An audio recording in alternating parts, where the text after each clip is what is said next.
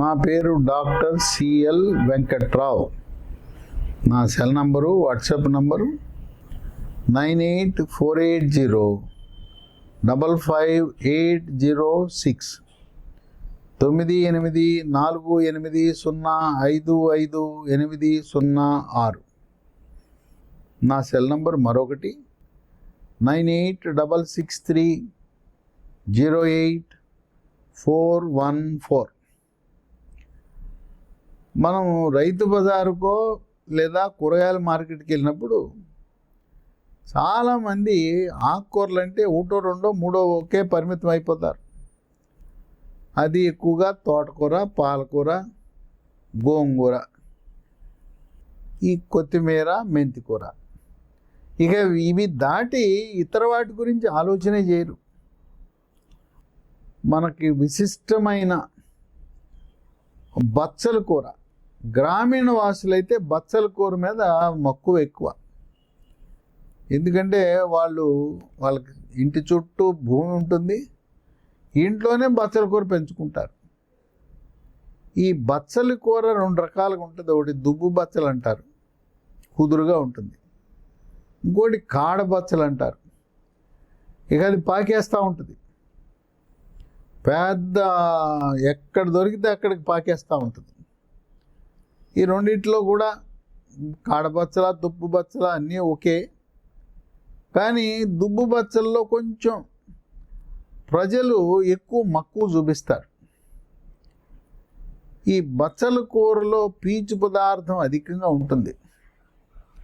విటమిన్లు, vitamin A, vitamin B3 niacin, vitamin C, vitamin K చక్కగా వాటిలో లభిస్తుంది.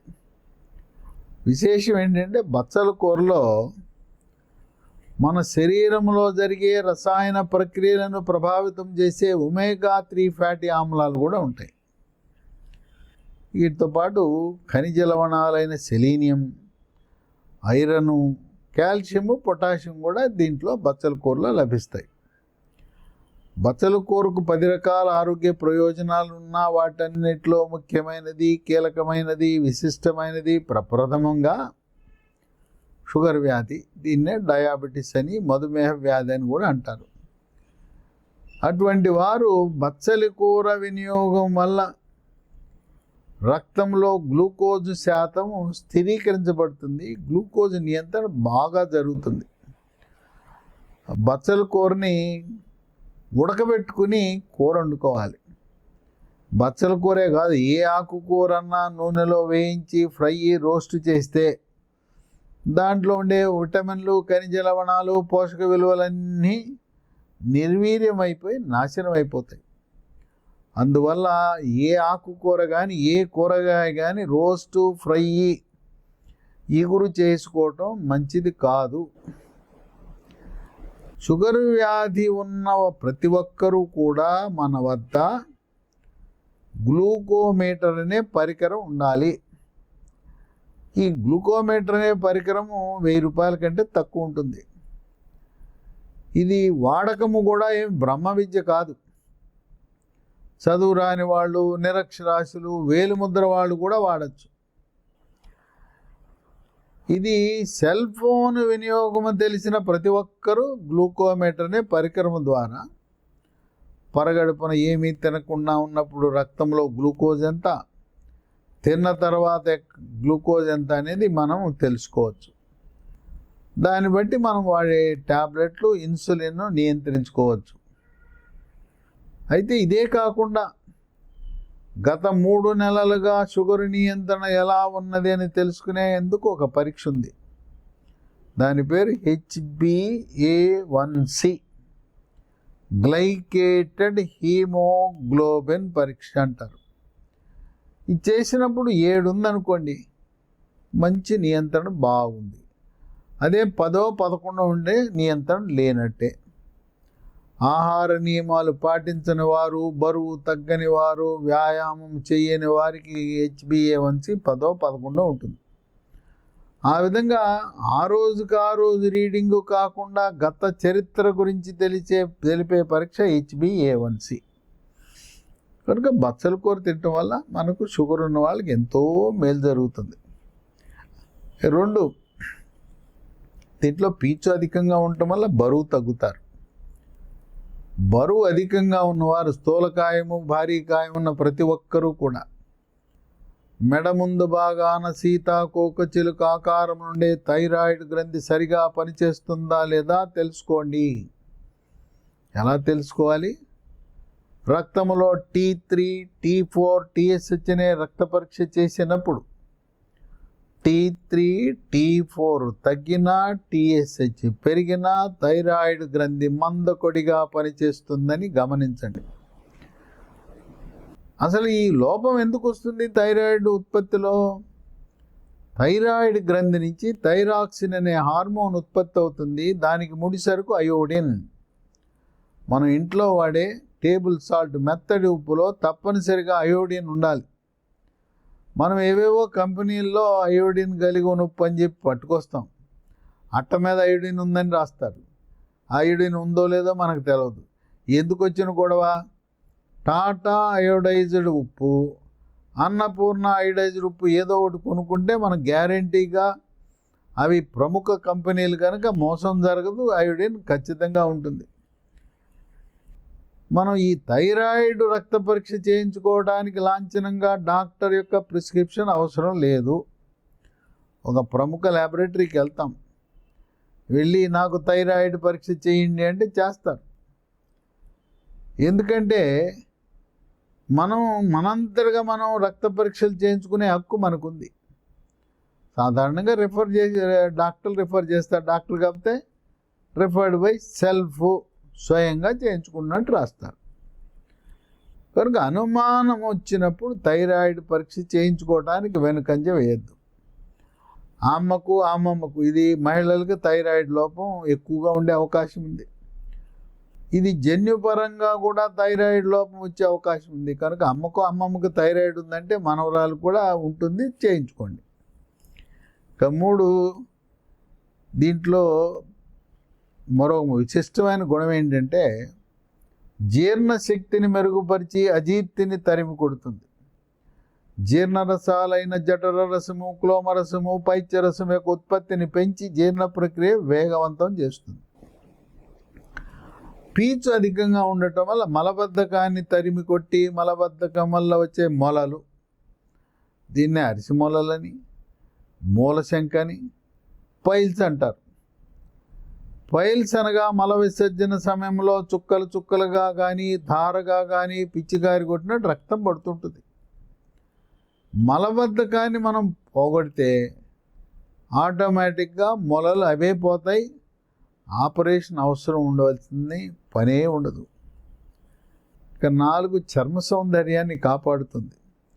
చర్మము కాంతివంతంగా నిగనిగలాడుతుంది, మెరిసిపోతుంది, ముఖం కళగా ఉంటుంది. ముఖంపై మొటిమలు, మచ్చలు అవి రాకుండా కాపాడుతుంది. చర్మంపై పొక్కులు, గుల్లలు, సెగ్గడ్డలు, గజ్జి, తామరను నివారిస్తుంది. వృద్ధాప్యంలో ముఖం మీద ముడతలు, చర్మంపై ముడతలు వచ్చి ముసలితనం కొట్టొచ్చినట్టు ఉంటుంది. ఆ ముసలితనానికి సంకేతమైన ముడతలు రాకుండా చేస్తుంది.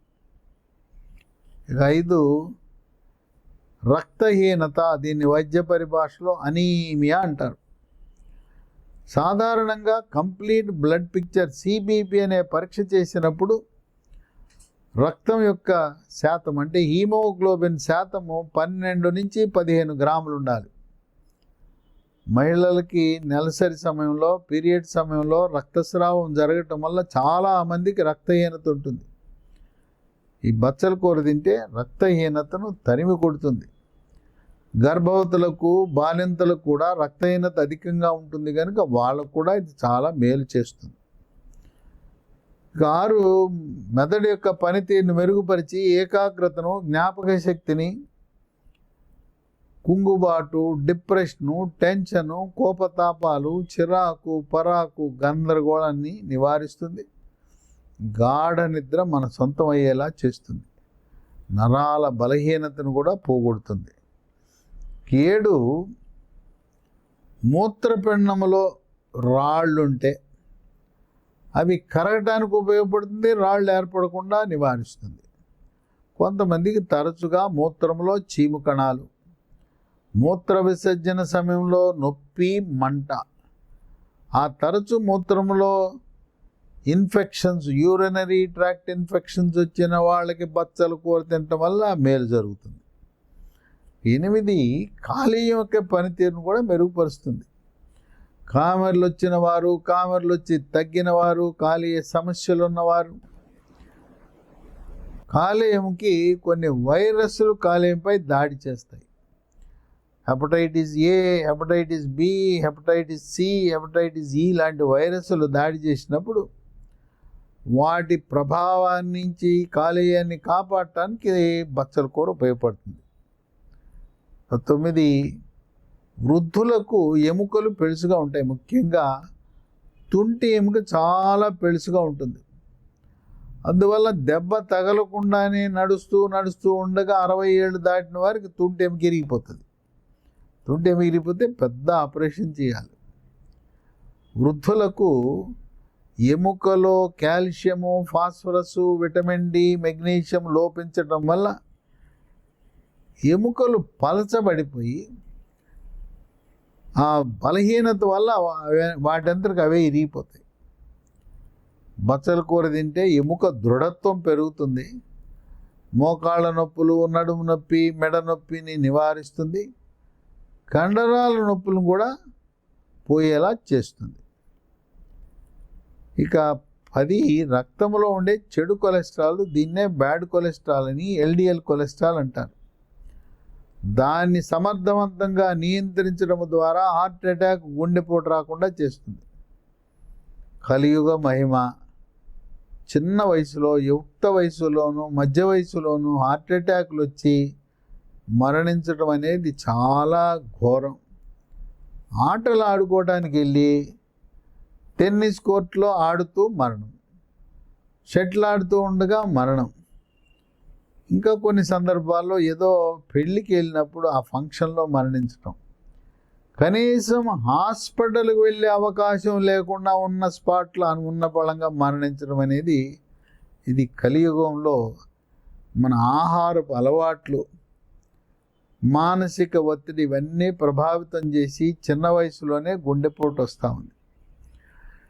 కోవిడ్ సెకండ్ వేవ్లో, రెండో వేవ్లో ఆక్సిజన్ శాతం పడిపోయి హాస్పిటల్లో చేరిన వారికి రక్తము చిక్కబడిపోయి గుండెపోటు వచ్చే అవకాశాలు అధికంగా ఉంటాయి. గుండెపోటును ముందుగానే పసిగట్టాలంటే 3 పరీక్షలు ఉన్నాయి. మొదటిది ఈసీజీ, రెండవది గుండెకు స్కానింగ్ 2D ఎకో పరీక్ష, మూడవది TMT treadmill test. Treadmill test అంటే బెల్ట్ మీద నడిపిస్తారు, బెల్ట్ వేగం పెంచుతారు. ఈ 3 రకాల పరీక్షలు చేయటం ద్వారా తొలి దశలోనే ముందస్తుగానే హార్ట్ అటాక్ వస్తుందా లేదా అని పసిగట్టచ్చు. కొంతమందికి గుండెపోటు, హార్ట్ అటాక్ వంశపారంపర్యంగా కూడా వచ్చే అవకాశం ఉంది. తాతకు, తండ్రికి, అమ్మకు, మేనత్త, మేనమామలకి గుండెపోటు వస్తే వంశపారంపర్యంగా కూడా గుండెపోటు వచ్చే అవకాశం ఉంటుంది. ఈ విధంగా బచ్చల కూర పెద్ద ఆసక్తి చూపించరు. మనం వారంలో ఒకరోజు అన్ని రకాల ఆకుకూరలతో పాటు బచ్చలకు కూడా సముచిత స్థానం ఇచ్చి ఇది వినియోగించడం శ్రేష్టం, శ్రేయస్కరం, ఆరోగ్యకరం, ఆనందదాయకం. మనం హాస్పిటళ్లకు, డాక్టర్లకు, మందుల షాపులకు దూరంగా ఉండాలంటే మనకు ప్రకృతిలో లభించే అన్ని రకాల కూరగాయలు, అన్ని రకాల ఆకుకూరలు తినటం అనేది తప్పనిసరి.